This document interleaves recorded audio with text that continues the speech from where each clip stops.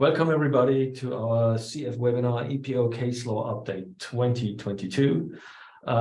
This is the one on the engineering, physics, and digital innovation, as we say, just as an initial start. I would like to give you a couple of housekeeping notes. So this webinar will be recorded. You will automatically receive a link to the recording and to all the slides that you're going to see later on during our talk. So that is already accounted for. We look forward to receiving your questions. Please, if you want to ask questions, use the Q&A tool of Zoom, and we will try to respond to those questions. As said, they are really welcome. It's a bit, as webinars are, we unfortunately can't really interact with you in the way we would love to do it in person, but we try our best to take in your questions and respond to them. So feel free to ask that. And without further ado, I'm just presenting my two co-presenters, which is Svenja Schwandt and Michelle Kaminski. You probably or possibly know them, and we will give you a little tour, as we just said, during the next hour or so on the recent developments at the European Patent Office. Perfect. I said engineering, physics, and digital innovations. Just as a caveat at the outset, at the beginning, it's going to have a slight overweight on the latter point, so digital innovation. But I think that's only fair, and that's what we, at least every day, it's our everyday experience. A lot of the problems or the issues that we have in the recent days or over a couple of years, of course, right now, is more in the digital space. No matter where you are operating, that's what's driving a lot of us, I think, even in that space. So, as you will see, a slight overweight on those points. So what we're going to do is we give you a follow-up on G1 of 19, which is the patentability of computer implemented simulations, but says quite a lot about computer implemented inventions. Anyway, we're going to say something about G4 of 19, which is double patenting, the issues that arose there and have been decided on. We give a quick, overview of the currently pending Board of Appeal enlarged Board of Appeal referrals, which is G1 and 2 of 22, entitlement to priority. And then we're going to go into case law, the Board of Appeal case law, which is a couple of procedural aspects and a couple of material aspects. So let's start with the fun stuff, which is G1 of 19.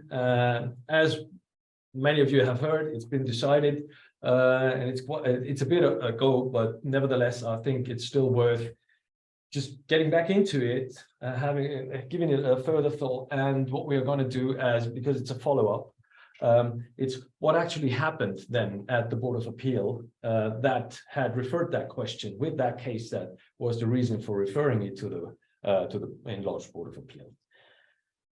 Quick recap. What was the entire issue about? It was a patent application, which was, and you see it on the screen, it was a computer implemented modeling of pedestrian movement in a building.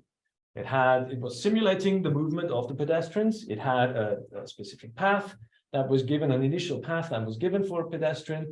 It had a profile of the pedestrian. So it described how the pedestrian would behave by some parameters. It had it determined the preferred step.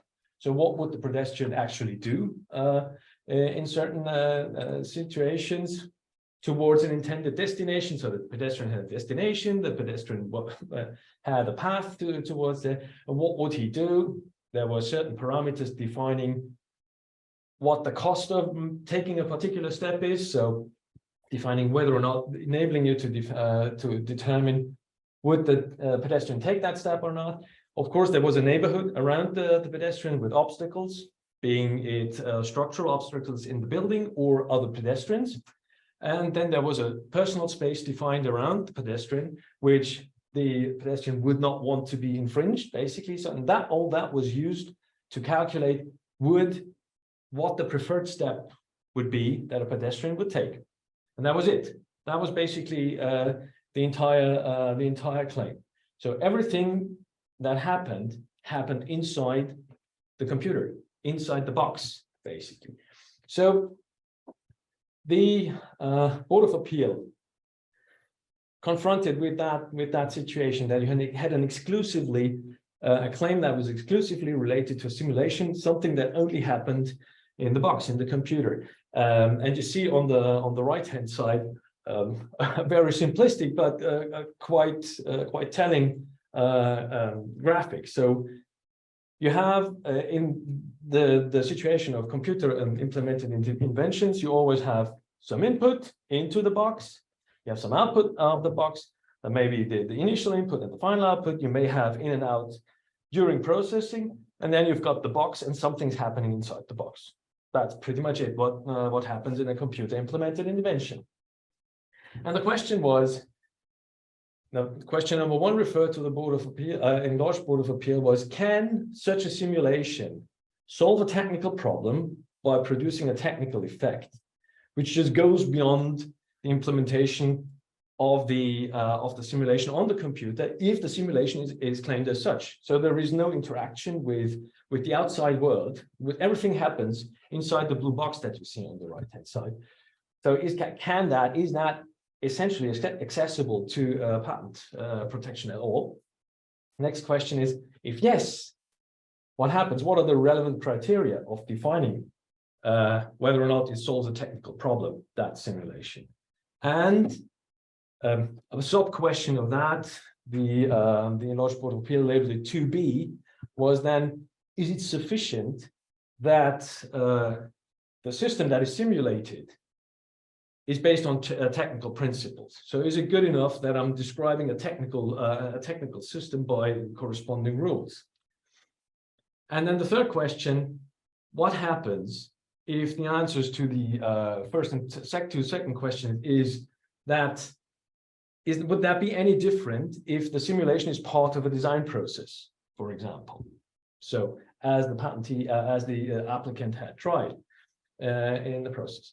And you may all know or not know this, the enlarged Board of Appeal answered that, yeah, of course, a simulation as such is not excluded. There is no reason for not giving it the benefit of, as all the computer implemented inventions have, that they generally are accessible to patent protection. So they can have a technical effect, whether it's a simulation or anything else, that doesn't really matter.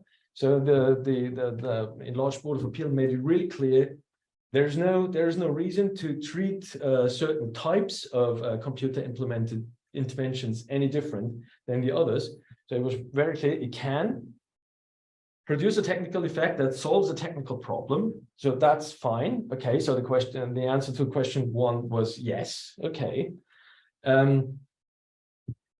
What it also said, it's not sufficient that you are simulating a real world, a technical system. If the simulation, whether or not the simulation is a simulation of a technical system or whatever, that doesn't matter for the technical effect. Especially, it's not sufficient that you are simulating a technical system by corresponding rules, differential equations, whatever. That's not good enough. You need a bit more, which is also not surprising, but yet they made it clear once again. And then the third question, the answer to the third question was, yeah, it doesn't really matter. Again, a similar idea then, or thinking, then as we had it above for the first question. It doesn't matter. There is no reason to treat simulations, design processes, whatever, in any other way than you do with any other computer implemented invention. So basically, the takeaways of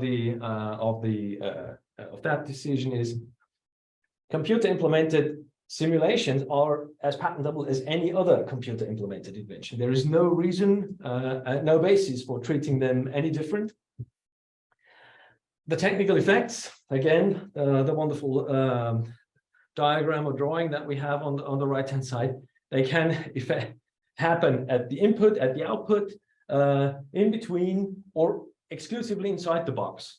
So they say there is no reason to exclude or require specific location of that technical effect. So the only thing it has to have some direct or indirect grasp to reality in one or the other way.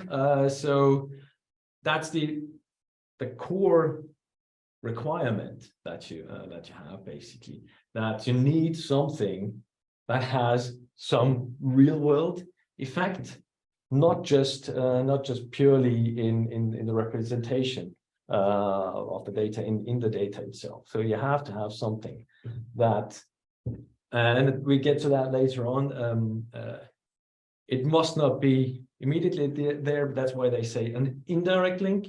So you don't have to have an immediate direct technical effect to that.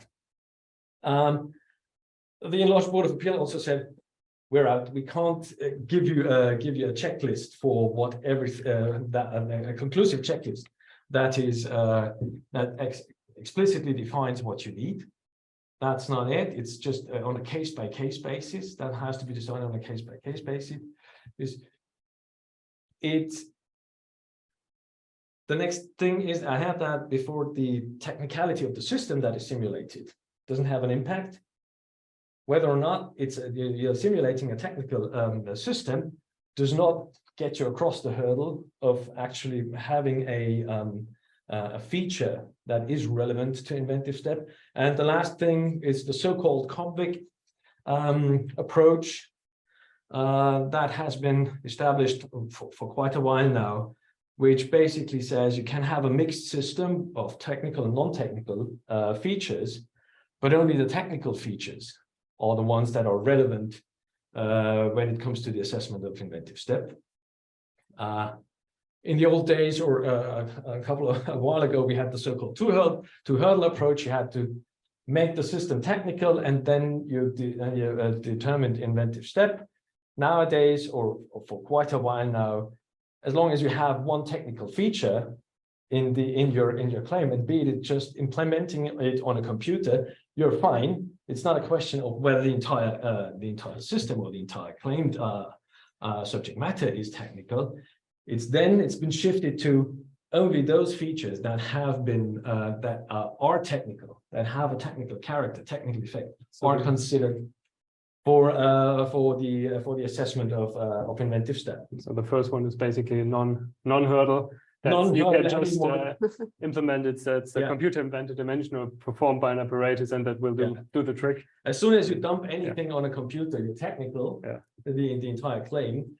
It's just a question: is the stuff that what contributes? That you typically the problem that you encounter are the elements, the features that set you apart from the prior are really technical or not. That's always the question it boils down to at the end of the day. And so now we want to know, what did the technical board of appeal do with that? Wonderful pedestrian simulation. Yes, and you see it on the top right corner. They said, nah, not inventive. So how come? How could that happen? So at the end of the day, we had a couple of a main request and a couple of auxiliary requests. I just want to highlight three of them. The main request was essentially still the one that we had at the time when the questions were referred to the Enlarged Board of Appeal. So it was basically what we had at the very beginning. It was modeling the pedestrian movement. We had an auxiliary request 4, which we had already talked about. It included that simulation into a design process, which basically modified the building structure. And at the end of the day, we had AUX 7 and a couple of other AUXes, which tried to include a measurement of the which reflected the pedestrian behavior, and they tried to include that into the claim. Which is not a bad idea, I guess. But it's not a bad idea. It was not done in a way that satisfied the Board of Appeal, but it's always something to think of, because that is the reach to the real world. It didn't work here. So for the main request, the Board of Appeal said, nah, it's just it's still just the data reflecting the crowd behavior do not contribute as such in itself. They don't change anything in the functioning of the computer. And that's the only thing basically that could go up because everything happens inside the blue box. So nothing reaches out. So it could only happen inside the computer, which could have a technical effect. And that was not there, they said. A very interesting concept in that context, which you might think of possibly, they said if there is a so-called implied technical effect. So if you can show that the data that your system is creating has only one reasonable use outside the box at the end of the day, and if that single reasonable use outside the box and intended use outside the box created a technical effect inevitably, then you could say, okay, there is an implied technical effect.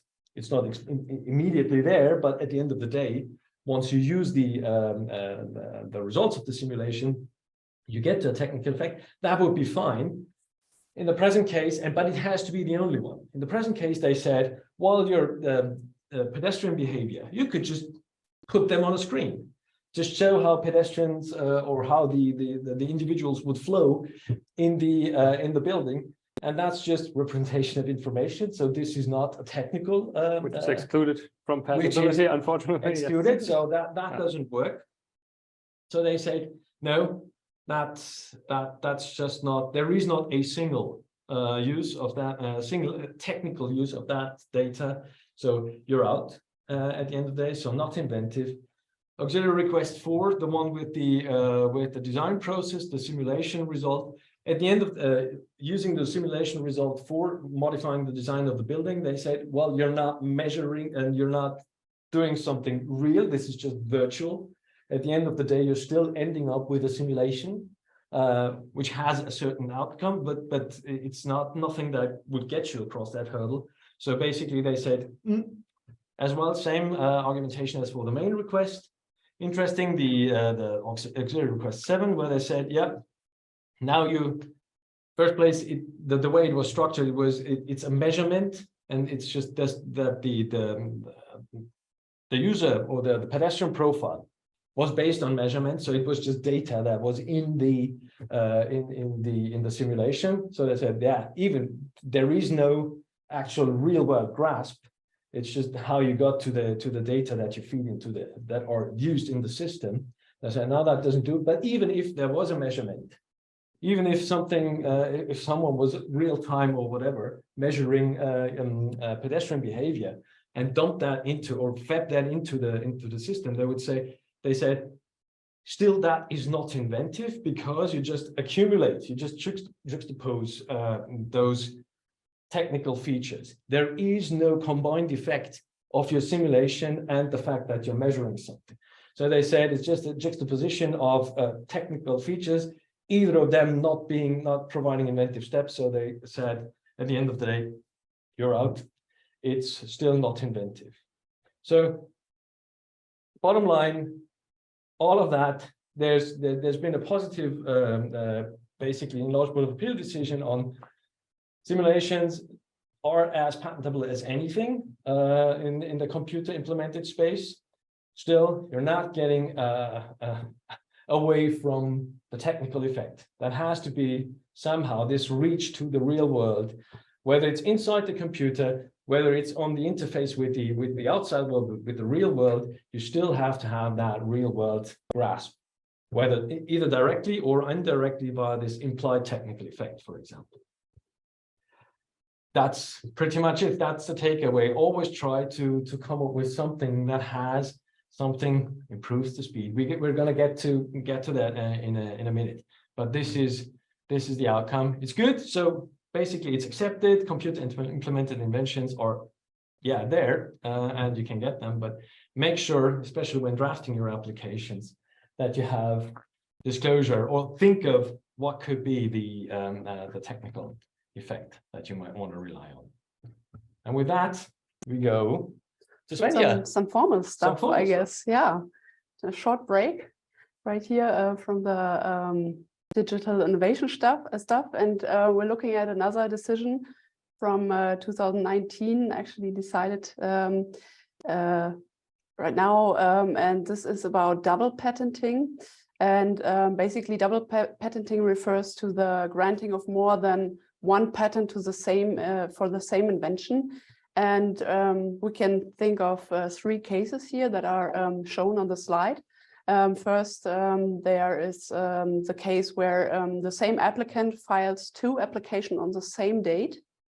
FD 2 and 1 is here the filing date, which is equal. And then in the second example, there's shown a divisional with a parent application and a divisional application, which also has the same filing date, of course. And then in the third case, which is known as the internal priority, we have the European priority application and then a subsequent application claiming the priority of the first European application.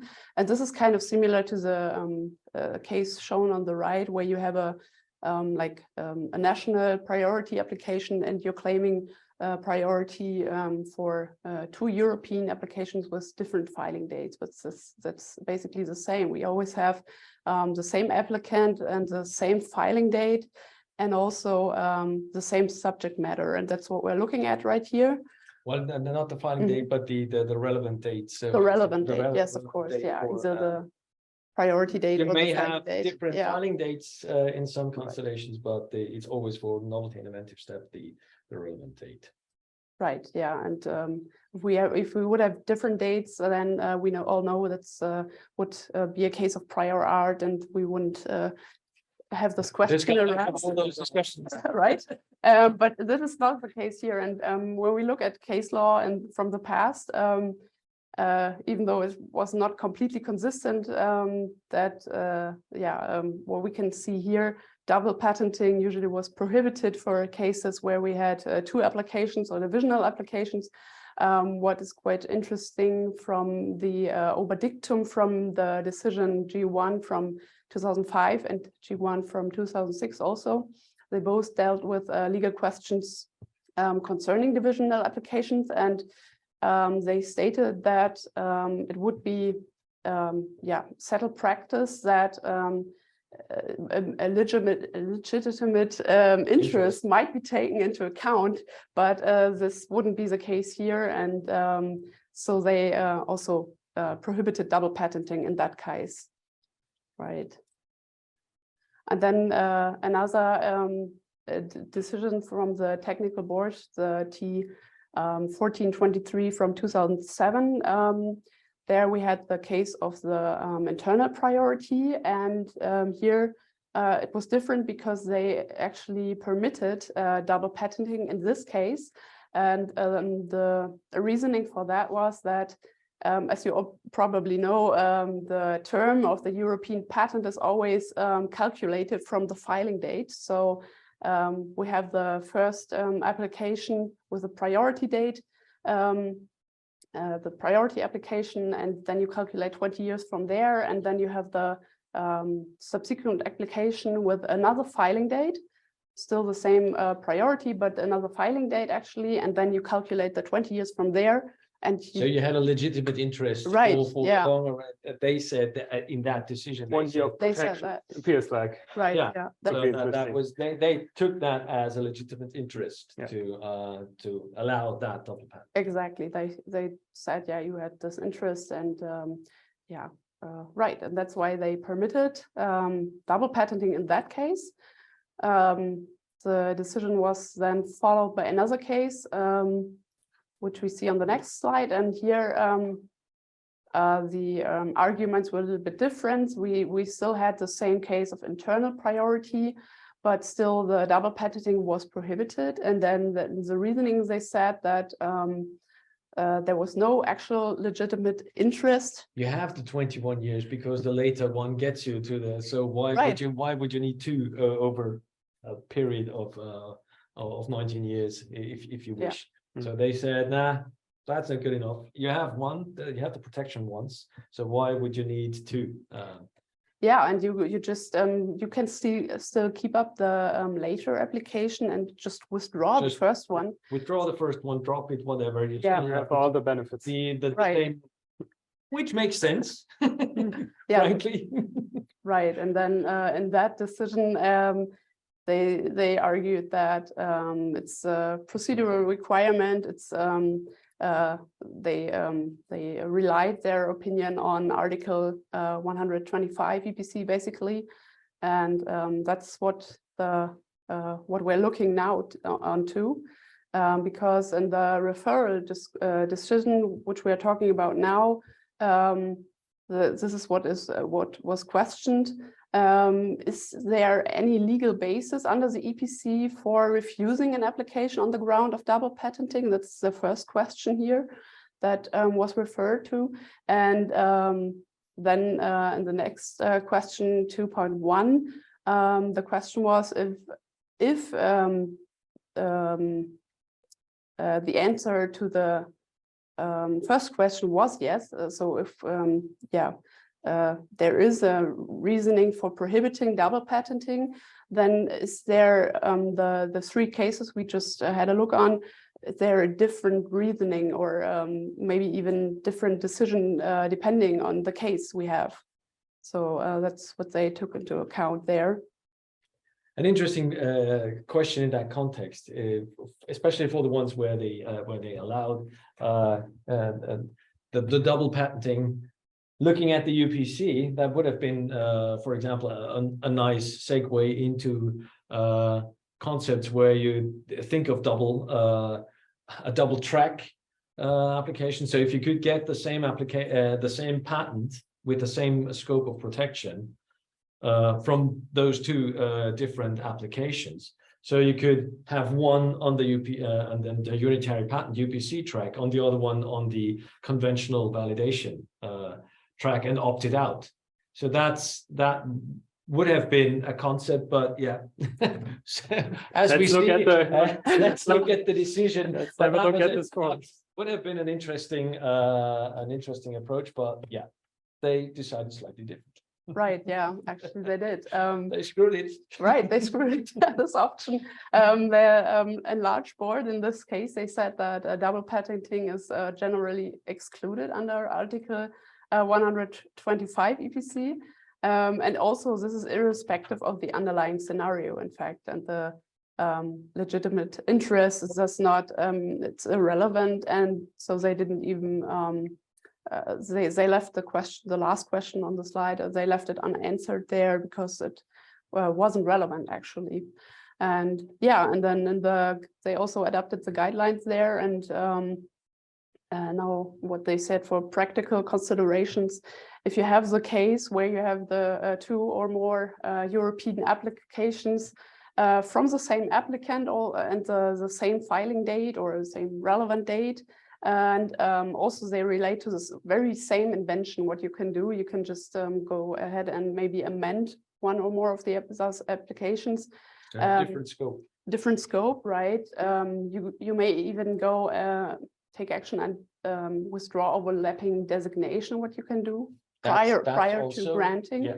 Very important. And or you can choose which of the applications you want to proceed with to grant.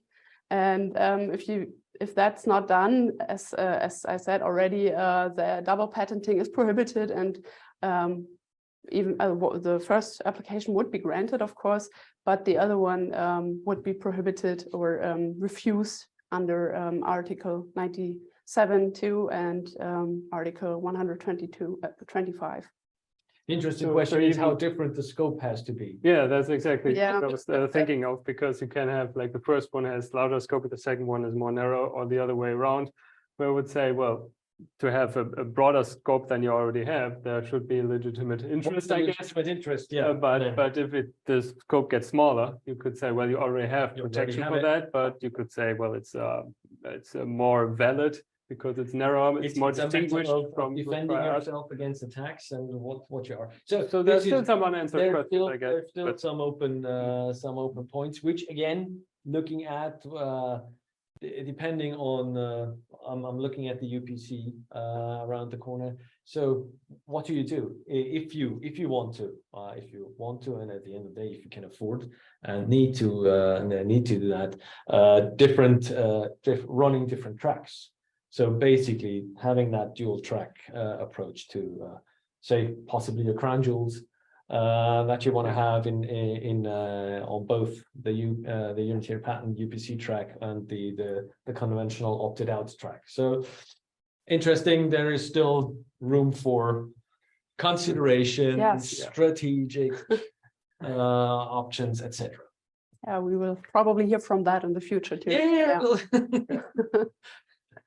So there's always things that people think of and that happen in real life. Okay. Indeed. That's where we leave it for with that that. topic, I guess, because the next topic is around the corner. Right. Yeah. It's also quite formal nature, but it's about the decisions G1 and G2 from this year. They're about entitlement to priority. And already last year in our webinar, we talked a little bit about priority pitfalls already. And there's a lot that can go wrong. Right. Yeah. And right. you only find out in opposition typically or later on. That's the issue. So it's rare that you encounter that problem up front. Yeah. Mm-hmm. It's only when an opponent comes around the corner and says, hey, you're not entitled to that priority, then things become complicated and tricky and nasty. Yeah. Yeah. Yeah. That's right. And now we have those two pending cases here. And for your information, as a little follow-up kind of too here. Last year, we already talked about it. The frequent case scenario, which you might know is with US priority applications. Here we have the case that the inventors have to be listed as the applicants. We had the case. It's not the case before the American Invents Act. Right. Yeah. But still, those applications are. But this is the stuff that now makes it into opposition and nullity procedures. So this is why that pops up more often. Yeah. Right. And and then if you had this US priority application in the international application, those inventors are listed as applicants for the US only. And then the employer, for example, the firm might be listed as applicant in respect of all other states. That was the usual thing, right? And in the past, this was regularly the case with priority applications filed in the US. And so we have those in the proceedings today.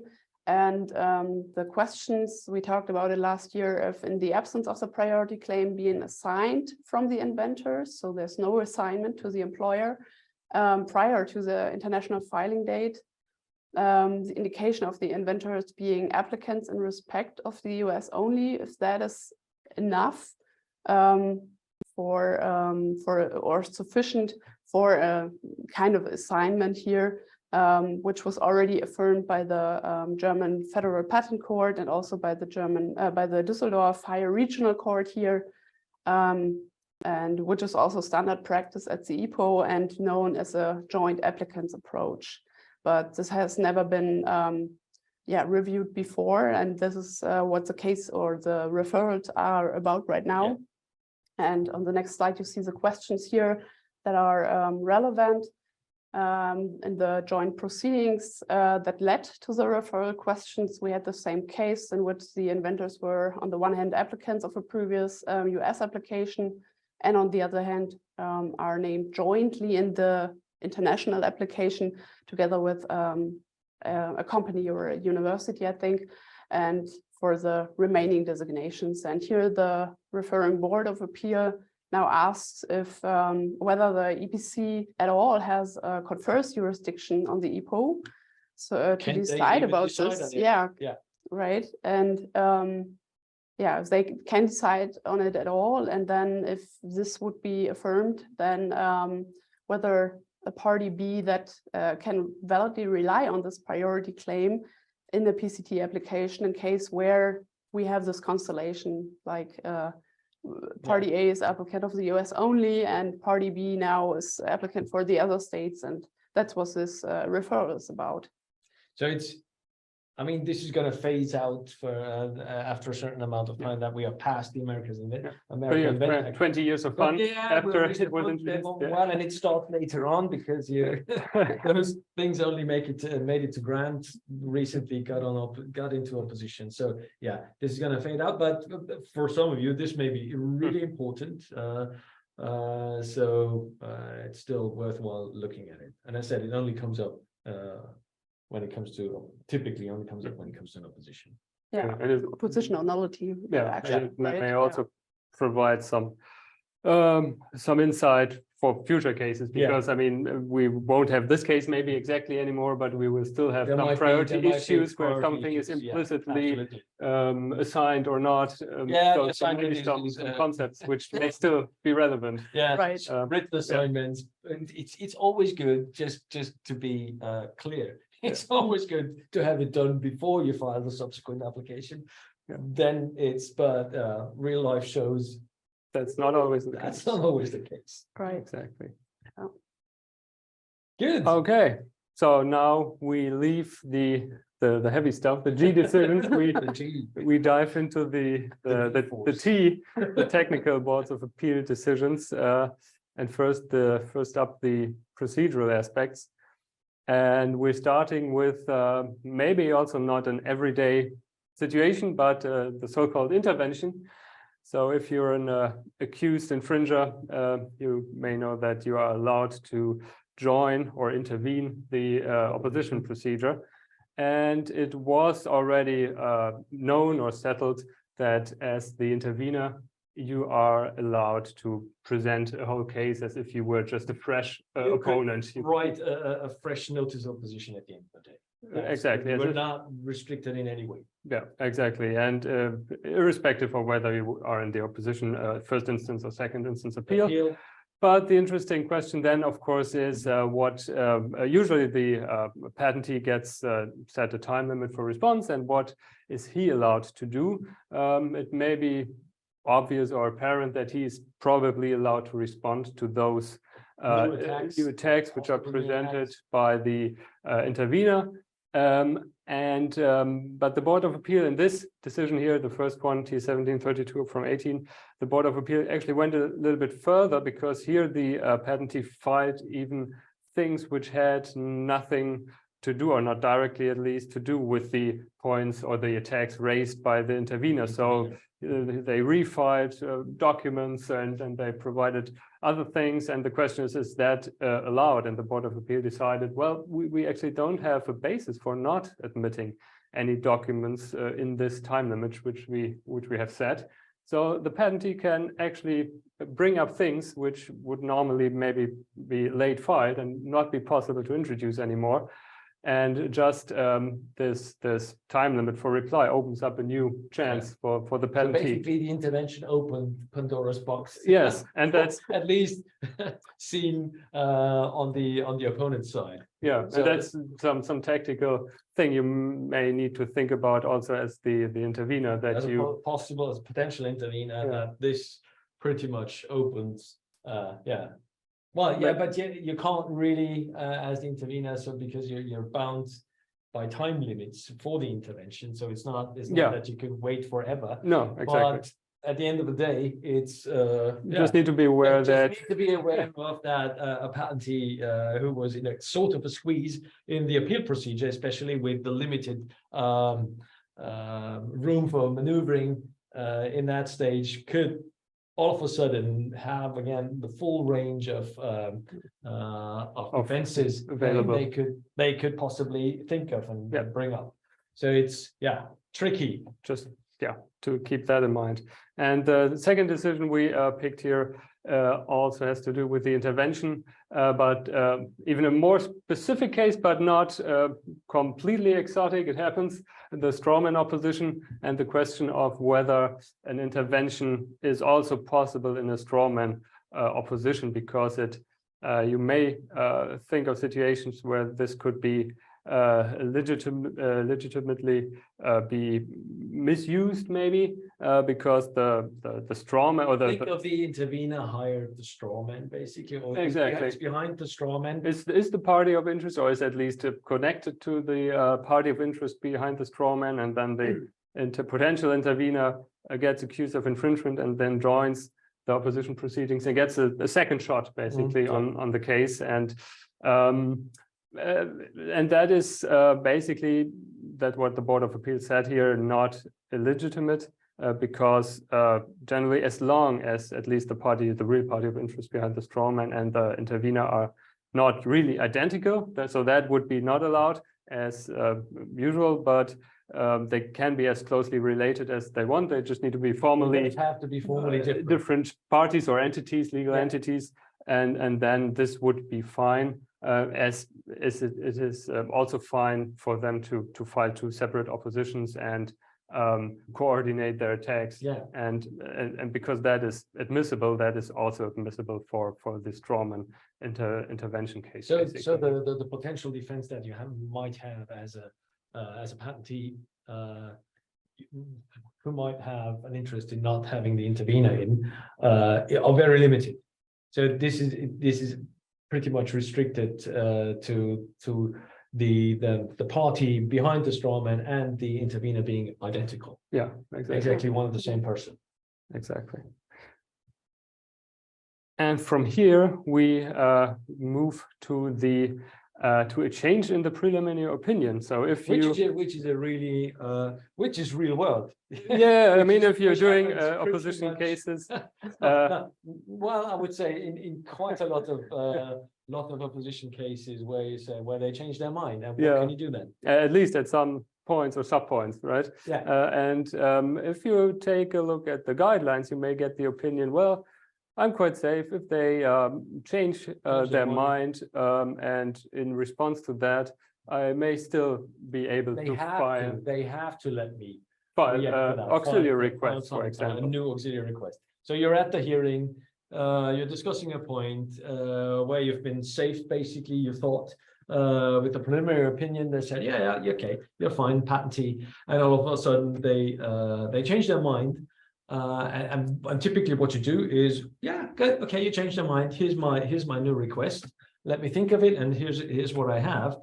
And you should, and as you said, the rules in some way read that way, but not necessarily. Exactly. So, I mean, they're formulated a bit carefully. They may not be rejected as late filed. And the Board of Appeal, in fact, did rule in that way that the patentee does not automatically has the right to file such a new request. In particular, in this case, the objection he wanted to respond to was already part of the proceedings from the beginning. So there were possibilities to respond to these objections with a response to the opposition, or with with a response to the preliminary opinion. And if those objections are on the table, you have basically the right to prepare your defense on that. And this is not an outlier. This is what they do. This is what the boards of appeal do. They say, okay, we may have changed your mind, but you knew this was an issue and you never reacted to that. You have no, and especially if you had no request on file that addressed that issue. That's the biggest problem. If you just said, no, I'm confident, I'm not filing an auxiliary request which deals with that issue, then they say you should have done so. You knew that this was an issue. Why did you not react to it? And why do you think now all of a sudden, because we changed our mind, because there is the risk that we change our mind, it's not carved in stone, it's a preliminary opinion. So we explicitly say we might change our mind. So why did you choose to not react to that, or not attempt to react to that? So this is the worst case scenario that you may encounter. They say, we changed our mind, but you knew it was on the table, and you choose not to react to it. Why should we give you an opportunity now to react to it? But this has to be, of course, distinguished from the case where the board or the opposition division comes up with a new objection in the proceeding, for example. Then you are, of course, have the right to respond to that, but that is not the case here.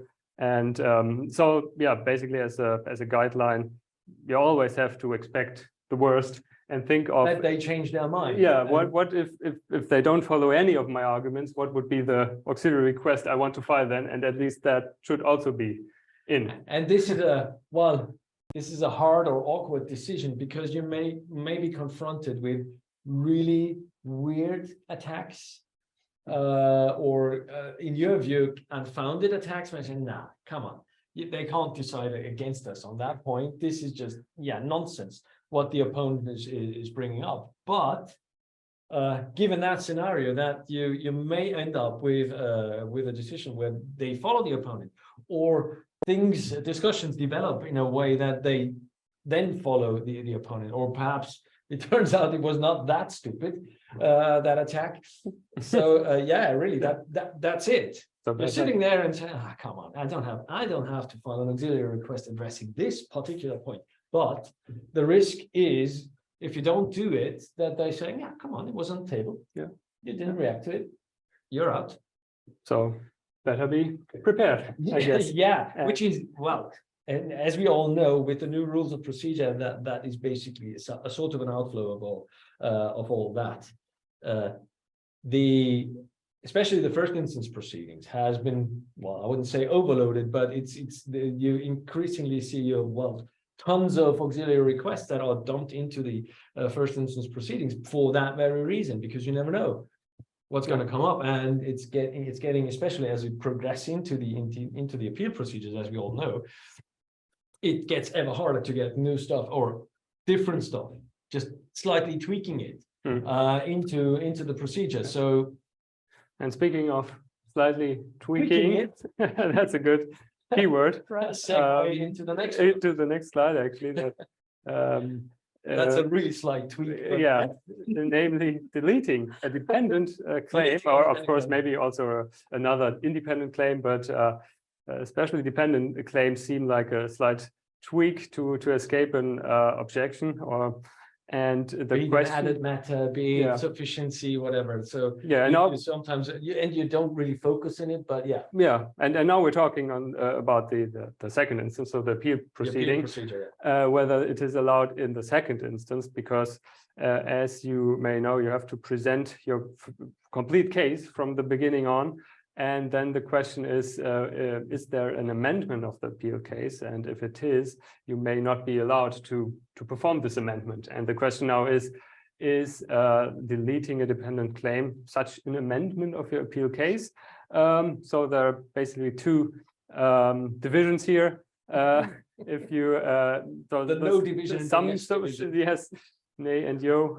So the no division says basically, well, it's not really an amendment of the case, because it doesn't really, or as long as it does not change the factual and legal framework, which you could assume is rarely the case. I couldn't even think of a case where deleting a dependent claim really changes. We tried hard to figure out something what the scenario could be. Yeah. There may be one changing but interpretation or something, yeah, but it's rarely the case. And the other fraction basically says, well, if we take a formal approach to this, it just says amendment to the case, and even if you're just making the case smaller, taking things from the table to discuss, it's still an amendment. So the rules do not say it's different, adding something or so, or shifting the case. It's just amendment. So formally, of course, making the case smaller is also an amendment. And that's the so this second deletion of claims is an amendment. That's what the board also said in this case. That's just the interpretation of Article 12.13 as we understand it, and then you end up basically with a discretion of the board whether they would allow. That's what it boils down to. So yeah. In the first case, on the no fraction division says, now it's then not our decision. It's not an amendment of the case, so we can't prevent the patentee from doing that. So we don't have any discretion to accept or not accept that amendment, whereas the other ones say, well, it's an amendment of the case, so now it's within our discretion to actually accept or not accept that. most of the cases, they will accept it. They will say, yeah, okay, it's okay. We're reducing the number of issues to be discussed. We're Getting forward. moving somehow, the case right? forward. Yeah. Procedural efficiency, which is the big sign above Many most of the rules of procedure. Yeah. That it helps. So in many cases in real world, they will do that. Still, they could say, nah, for whatever reason, this is an amendment of the case, and it's up to them to make that decision whether or not it's an amendment of the case. So just be aware of it. One might think this is a very straightforward amendment, but possibly. Or could this not be allowed? But there may be cases where even that could be difficult. Yeah. And as always, if you have those divergent lines, the left and right fraction here, it may be a potential candidate for the enlarged Board of Appeal to decide on that. Or for a petition. Yeah. if you run into that problem. Yeah. We will see what the future brings. And remaining with the appeal for a second. Yeah. So you basically have heard of the good advice to not refer to the first instance submissions with your appeal, because the boards of appeal tend to not like that, because it's just, you need to deal with the decision and present them your case and explain to them why the decision was wrong. And just referring to a first instance writ cannot do this trick, because it was written at a time in the past where there was no decision yet. So that's basically the ratio behind it, if you want. That's the rationale behind that. But at the end of the day, some smart people thought, oh yeah, okay, good. I'm not just referring to it. I'm taking it and dumping it onto the TBA as an annex or something, and that should do the job. No, it doesn't. Yeah. At the end of the day. Yeah. The Board of Appeal basically has the view that this is equivalent to just referring to whether the you just refer to the first instance submissions, or you refer to something you have stapled onto your ground of appeal. It just doesn't work. Yeah. And so in this particular case, it was about inventive step attack, if I remember correctly. Yeah. Yes. Which was only briefly mentioned in the grounds of appeal, and the further substantiation was in that annexed opposition writ, and that was not sufficient to be taken into account. And so it was brought forward at a later point in time, but then the appellant ran into the problem of being late. The appealing opponent was said, yeah, but it's too late. You should have brought that. It's an amendment of your appeal case again. So you're out. We execute our discretion and do not let it in. Yeah. So the easy advice is, of course, just copy and paste it at least to your ground of appeal. Your ground of appeal, and then of course, it's again just a formal step, but that should at least. But to be on the safe side, it's not just copy paste it. It's just dealing with it relevant to the decision under appeal. Why did the decision turn the wrong turn at some point, and why is it this result which should be the correct one? Right?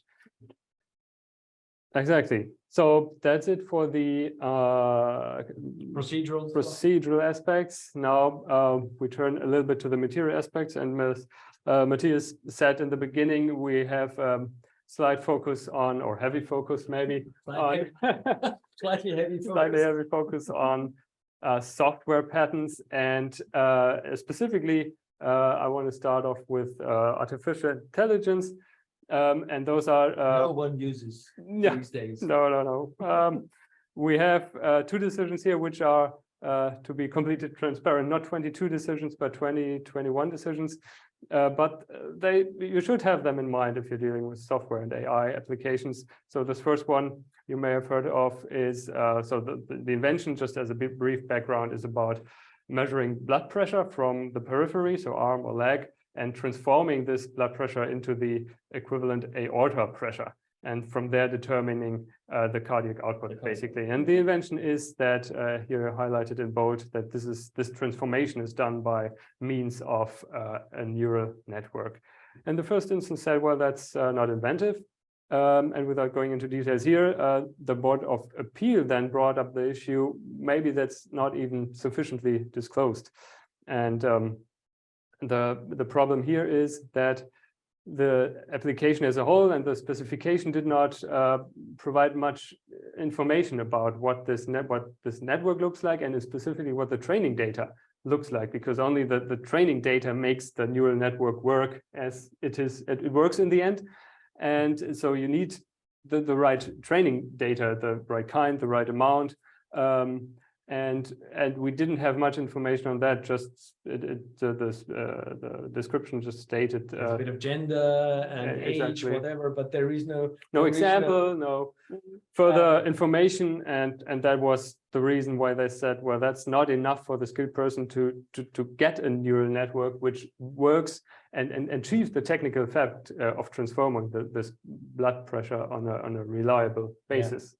So basically, what the first instance said, well, it's lacking it's a lack of inventiveness argument, because, well, they are ubiquitous. Everyone is using neural networks these days. General purpose. Yeah, it's just like a screwdriver or whatever. Yeah. So you get it, you buy it off the shelf, and then, but the tricky bit is then making it work for your specific application, which typically requires training data. Yeah, that's it. And how are they structured? How are these data structured?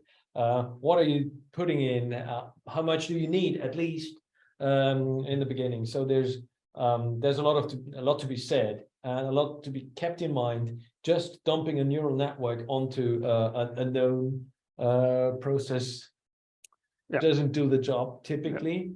So you need be a bit more specific in what you disclose. And as I said, a fair share of that is not just the algorithms you use, these different types of neural networks, but also be a bit more precise on the training data you're using. Exactly, and that's to get the sufficiency straight, and the inventiveness or lack of inventiveness was also confirmed by the board here. And we have a similar case which was decided from the field of automobile driver alertness. So as you can see in this image, maybe the invention tried to determine so-called interpoint metrics, that what it was called in the claim, those dots you can see here, and determine from those points and this connection lines whether the driver has full attention, like in the top here, or is diverted, like in the bottom. And for this, some kind of lookup table classification was used which should kind of connect the metrics, the position of the points, to the correct state, either being alert or diverted. And for that, there was not much information how this matrix looks like and how the classification works and how you handle the matrix. And we end up in a similar situation, as you can see in the top right corner. Here the board again said that's not sufficiently disclosed. So again, the takeaway is you really need some information on how you can get your AI working in the way you want. Put a bit more meat to it than just having just saying, oh, we use an artificial neural network and we use training data, period. It's no surprise, but and it gets ever more sophisticated over time, of course, as there is more and more priority available, which you have to deal with. So it's really just think of it. You may try it, but the likelihood that you succeed with it is in the meantime fairly low, without any material support to that, real technical support to that. From that, we're turning to a decision which looks peculiar or bizarre at first sight if you look at the requests which were granted and not granted. So there was a claim which basically claimed that you need the measurement of 2 data points over 2 days each. So 2 times 2 is 4 measurements, and that is not technical for some reason. And we had a later auxiliary request which claimed that you need 7 days with 3 data points each, makes 27 measurements of the same type, and suddenly it becomes technical. Abracadabra, it's technical. And then you think, well, how does that work? And well, if you look into the decision, it does make sense. And so the idea, maybe briefly to the invention, what are those data points? So it's about blood glucose variability in this case. So you're measuring blood glucose measurements and trying to find out whether there's a risk that you get out of the healthy range, basically, and to determine the risks that you get out of this range. And for that, some kind of 2-level aggregation was used, but the details are not really too relevant. The core issue here was that the application as such referred to some studies which showed this technical effect, that you can predict this risk range. But for this, always a couple of days of data or a couple of weeks of data was used. So only for those, for a sufficient amount of data, it was basically credible for the boards of appeal that this algorithm as such works. And for only very few data points, like the 2 data points over 2 days each, they said, well, that's not really derivable from the information we have here in the application. And for that, we don't acknowledge a technical effect. And that means for a feature such as an algorithm, which is as such non-technical, that it's just not considered for inventiveness. And so you're not technical over the whole scope, basically. And only if you limited the claim to a sufficient amount of data, you suddenly got into a range. Credibly achieve the technical effect. Exactly. And then suddenly you're technical. And yeah, what does that mean for everyday practice? Because usually when you're drafting applications, for example, you're adding disclosure for distinguishing it over the prior art, basically, to think, well, this feature is interesting, this feature is interesting, but you may also low value parameter may be good enough to distinguish over prior art, but here it didn't. So the two over 2 days just didn't work. And you would say, well, should I add 7 over 3 days or 3 over 7 days? That doesn't get it inventive either, probably, but it does get it technical. So you may think, do I need limitation options which gets my claim narrowed down to a scope where there's a reasonable technical effect? Yeah. That is maybe the gist or the takeaway here. And for the last decision already, we moved to an even more software focused invention, which pertains to the workflow of somebody and predicting the workflow on a device with a display. And the algorithm tries to predict what action is supposed to be done next. And then it prioritizes those actions and presents those menu fields accordingly. So for example, here in the picture, you have check out at the top. So that is prioritized because it's predicted that this is the next action that the worker wants to do. And the question here is, can you derive a technical effect from such a process? And the applicant tried hard to come up with some reasonable explanation for technical effect and focused first on reducing the error or the efficiency at the worker, because he's always presented with the most probable action at the top, or argued that the worker does not need to remember where something is because it's always at the top. But the board said no, that's only preference, cognitive effects in the human. So the applicant tried to focus a bit more on the technical side and said, well, maybe we're saving resources because we only need to show the top items, and we don't need to scroll down, and or only need to send less data to the screen. Yeah. But the problem was that screen activity is reduced. Yeah. Whatever Longer processing power, so you consume processing power, which is a reasonable point. But the problem is, it was not really stated in the application, and it was also not really derivable from the claim language, because the claim didn't say that something is not shown, or it didn't exclude the situations where you're using a lot of power, for example. So at the end of the day, you can think of things. They just have to be in your application and think of it when you're drafting the application. Yeah.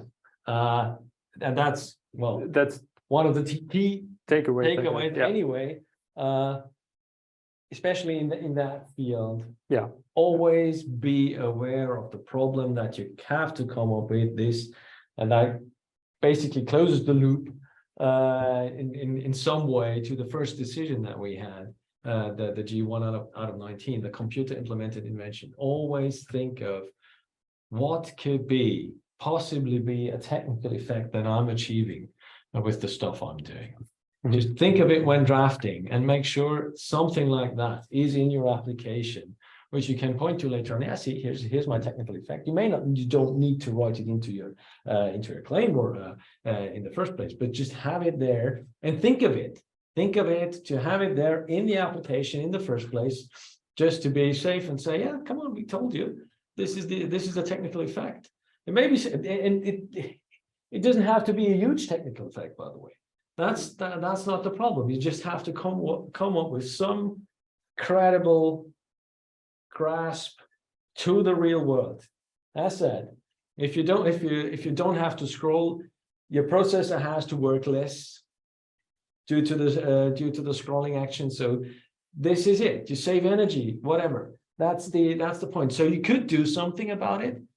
Just think of it and write it into your application, making it more credible. Yeah. Well, if it's already standing there, if you're not coming up with that during the procedures. And exactly. And one option that how you could achieve a technical effect is, in fact, this T decision mentioned at the bottom here, which the applicant tried to use, that you could have an improved human-machine interaction, so that later on, maybe the process as such does not yet achieve a technical effect, but the human who is then again controlling some technical process, a machine controlling something, that he is assisted in this, and that improves the technical system somewhere down the line, downstream of this action going on here. But the problem is that here as well, the application basically stopped at the user clicking the desired or predicted option, and that was it. And that was not enough to say, well, clicking something is not technical. You can argue that if that is true, if you're clicking on a technical device in the end, but yeah, for the EPO, it's probably not enough. And that's it. That's what we had up there as well. This is it's not the direct technical effect, it's the indirect technical effect that you may achieve with this. That has been referred to by the Enlarged Board of Appeal in G1 out of 19. That's it. Come up with something credible. Yeah, and if you need some help with the technical aspects, which could be hidden somewhere, if you're dealing with the EPO, you may know this. If not, the guidelines, especially the section on mathematical methods, are interesting, because they provide like a brief summary of examples how the mathematical methods, which are algorithms, are not much more than mathematical methods in the first place, how they can contribute to a technical effect and to technology. So if you can find your invention is somewhere in those aspects here, controlling something, measurements, audio, video, imaging, data encryption, then make sure that this is also described, or that there's some disclosure that you can limit your invention to that use case. That always helps. And always helps. Yeah, you're on the, well, not on the safe side, but you're moving towards the safe side. Let's put it that way. If you find yourself in a position where you can point to any of those scenarios, that is certainly a good approach. And think of it and just write it into your patent application.